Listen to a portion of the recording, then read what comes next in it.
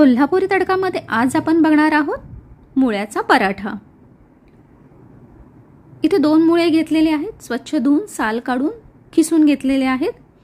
मुळ्यामध्ये खूप प्रमाणात पाणी असल्यामुळे आपल्याला हे कपड्यावरती घालून यातील पाणी काढून टाकायचं आहे।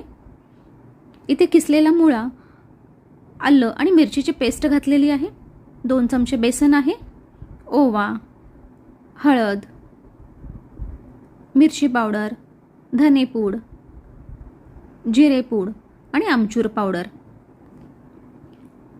भरपूर अशी कोथिंबीर घालायची आणि मिक्स करायचं। मिठाचा वापर आपल्याला नंतर करायचा आहे। इथे मी कणिक मळायला घेतलेली आहे, यामध्ये 1 चमचा तूप घालायचं, मीठ घालायचं आणि थोडं थोडं पाणी घालून सेलसर असा गोळा मळून घ्यायचा। चवीपुरतं मीठ घातलेलं आहे।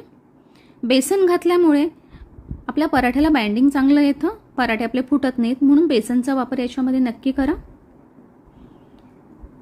इथे पारीमध्ये आपल्याला हवं तेवढं सारण भरून घ्यायचं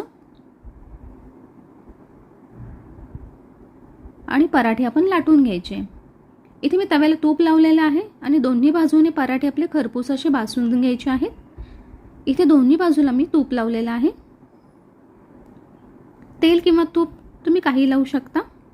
अशा प्रकारे तुम्ही पराठे बनवाल तर तुमची मुलं सुद्धा आवडीने खातील।